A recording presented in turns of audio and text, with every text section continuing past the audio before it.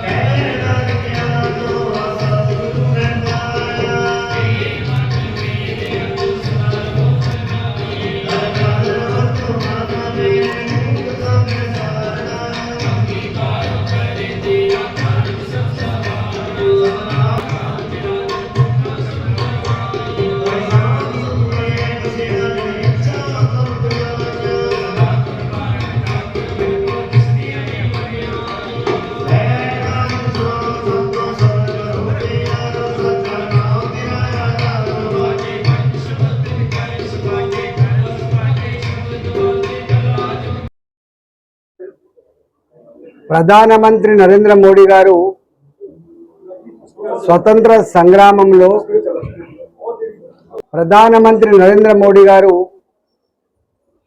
దేశ స్వతంత్ర సంగ్రామంలో మన జాతి గౌరవాన్ని, జాతి ఐక్యతని,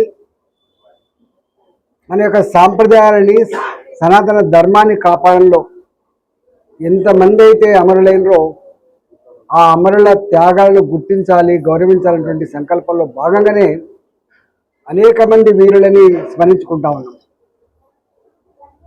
ఇవాళ ఈ దేశ రక్షణలో సిక్ జాతి యొక్క త్యాగాన్ని మరవలేమని చెప్పి భావించి పదవ సిక్కు మత గురువు అయినటువంటి గురు గోబింద్ సింగ్ ఆనాడు విదేశీ పాలకుల యొక్క దుర్మార్గాలకు వారు అమరులైతే వారి పిల్లలు నలుగురు అజిత్ సింగ్, జుజార్ సింగ్, జోరావర్ సింగ్, ఫతేహ్ సింగ్. పెద్ద కొడుకులు 19వ సంవత్సరం, 16వ సంవత్సరం కొడుకులేమో యుద్ధంలో వీరమరణం పొందితే ఇవాళ చిన్న పిల్లలు 9వ ఏటలో 6వ సంవత్సరంలో పిల్లలు మీరు మతం మార్చుకోండి అని చెప్తే మా మతం మార్చుకోము, అవసరమైతే ప్రాణత్యాగం చేస్తామని చెప్పి చిన్న పిల్లలు చూపిన తెగువ, వాళ్ళ సాహసం ఈ భారత జాతి ఎప్పుడు గుండెల్లో పెట్టుకుంటుందని చెప్పి ఇవాళ వాళ్ళ యాదిలో ఈరోజు వీర్ బాల్ దివస్ ఆ అమరుల యొక్క పేరు మీద జాతి యావత్తు ఈరోజు ఆ స్మరణ చేసుకుంటా ఉన్నాం.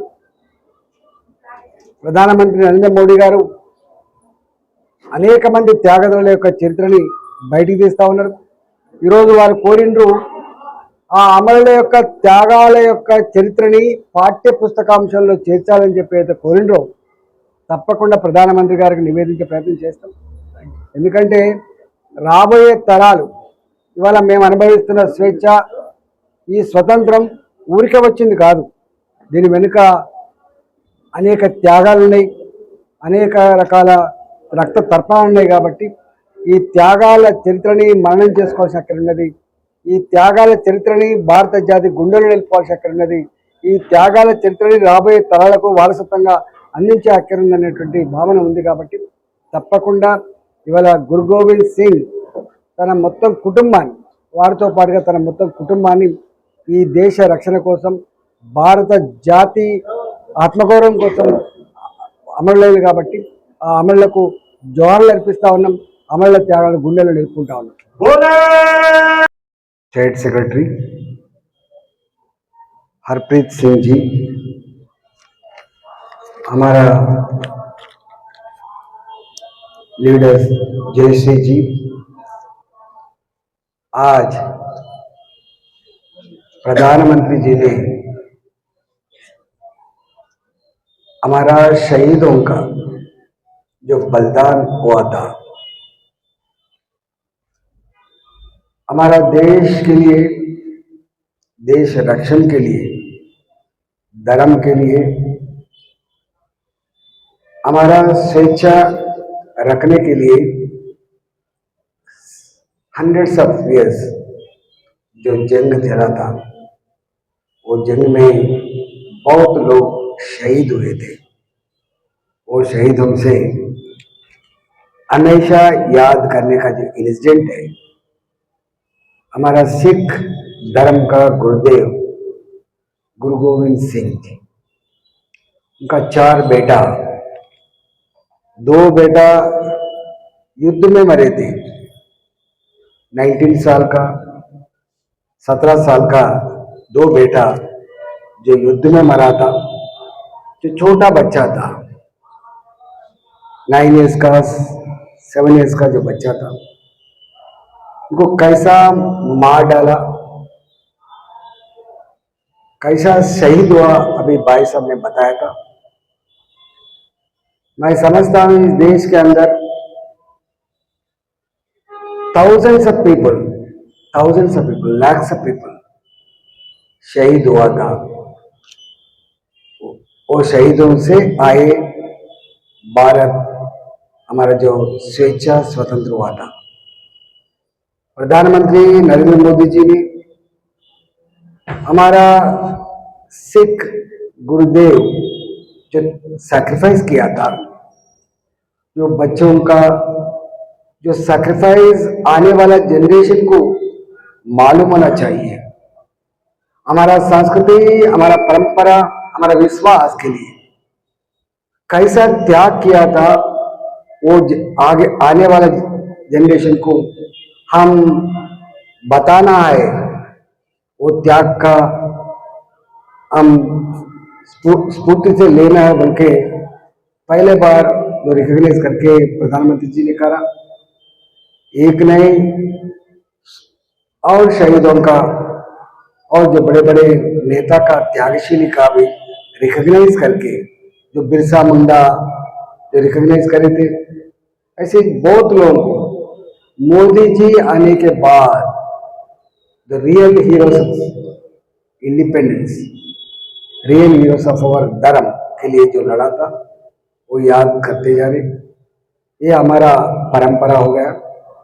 जरूर आने वाले दिन में जो आज जो मनाया था, केवल याद करने के लिए नहीं, दिलों में रखे उन लोगों का बलिदान, उन लोगों का सैक्रिफाइस आने वाले दिन में भी हमारा धर्म रक्षण के लिए, हमारा परंपरा विश्वास को रक्षण करने के लिए हम कमिटमेंट से जाना बोलके हमारा सुझाव है. మీ అందరికీ ఈ వీరుల త్యాగాలు, తెలుగు సమస్యనా తోడుతోడా, వీరుల త్యాగాలు, సిక్ ఇవాళ ఎంత త్యాగపూరితమైనటువంటి చరిత్ర ఉందో భగత్ సింగ్ ఇది ఒక మాట చెప్పదలుచుకున్నాను. జలియన్వాలా బాగ్ ఇన్సిడెంట్ జరిగినప్పుడు Bhagat Singh just 7th class అబ్బాయి. జనరల్ డయర్ వందల మంది మిలిటరీ అధికారులతో ప్రజల మీద విరుచుకుపడి తుపాకులతో కాల్చి వేలాది మందిని గాయపరిచినప్పుడు, వందల మందిని చంపినప్పుడు, ఆ రక్తంతో తడిసినటువంటి మట్టిని తీసుకొని తెల్లారి భగత్ సింగ్ శపథం చేస్తాడు, నా భారత జాతి రక్తాన్ని కళ్ళ చూసిన డయర్ని మట్టు పెట్టేంత వరకు నిద్రపోనని చెప్పి ఆ 7th క్లాస్ భగత్ సింగ్ శపథం చేస్తాడు. వాళ్ళ మిత్రులు రాజగురు, సుఖ్దేవ్, ఆజాద్, చంద్రశేఖర్ లాంటి వాళ్ళు ఆ కార్యక్రమంలో నిమగ్నమై చివరికి ఆ కార్యక్రమం నెరవేరుస్తారు. వాళ్ళు నెరవేర్చిన తర్వాత భగత్ సింగ్, రాజగురు, సుఖ్దేవ్కి ఉరిశిక్ష పడతారు. ఉరిశిక్ష పడ్డప్పుడు వాళ్ళు కోరుతారు జడ్జెస్, మీ చివరి కోరిక ఏంటి, మీరు ఏం పిల్లలు మీరు తెలివక చేసిండ్రు అని చెప్పి చర్చ జరుగుతూ ఉంటుంది. ఆనాటి పెద్దలు కనుక ఒక మాట చెప్తే ఆ ఉరిశిక్ష ఆగిపోయే ఆస్కారం కూడా ఉండే. కానీ ఎక్కడ కూడా వాళ్ళు ఉరిశిక్ష రద్దు చేయనటువంటి భావన కానీ, చేసిన పని తప్పనటువంటి భావన కానీ ఇక్కడ లేకుండే. చివరి కోరిక ఏంటని చెప్పి అడుగుతారు.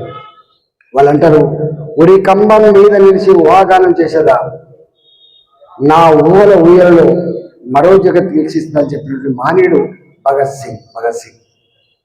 ఇలా పార్లమెంట్లో పొగబాంబులు వేసి వాళ్ళు చెప్తున్నప్పుడు, మేము చంపడం కోసం పొగబాంబులు వేయలేదు, మా అమరత్వం వృధా కాదు, మా త్యాగం వృధా కాదు, మేము చేసే పని చాలా గొప్ప పని అని చెప్పి చెప్తారు వాళ్ళు.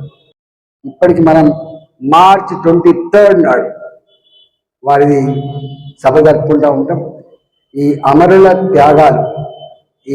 త్యాగాలు వృధా కావు. మనం పొందిన ఈ స్వతంత్రం, మనం అనుభవిస్తున్న ఈ స్వేచ్ఛ ఊరికే వచ్చింది కాదు. ఇవాళ వందల సంవత్సరాల కాలం పాటు ఇలా భారత జాతి ఏకోన్ముఖులై ఎన్ని కష్టాలు పడ్డరో, ఎన్ని లక్షల మంది జైళ్ళల్లో మగ్గిపోయిండ్రో, ఎన్ని వేల మంది త్యాగాలు చేసిండ్రో, దాని ఫలితంగా వచ్చినటువంటి స్వతంత్ర ఫలం. కాబట్టి ఇవాళ వీర బాల దివాస్ నరేంద్ర మోడీ గారు ఈ జాతికి ఒక ప్రేరణ రావాలి, ఈ రాబోయే విద్యార్థులకు కూడా ఒక స్ఫూర్తిని ఇవ్వాలని చెప్పి అయితే వారు అందించారు. ఆ రోజు నేను జరుపుకుంటా ఉన్నాం. ఈరోజు party office, Bharatiya Janata party ఆఫీసులో కూడా ఈ అమరుల యొక్క త్యాగాలకు సంబంధించినటువంటి ప్రార్థనలు ఉంటాయి. అక్కడ కూడా పూజలు ఉంటాయి. అక్కడ కూడా పాల్గొనవలసిందిగా నేను అందరికీ విజ్ఞప్తి చేస్తూ మరొకసారి ఆ అమరులను నివాళులు అర్పిస్తూ నమస్కారం.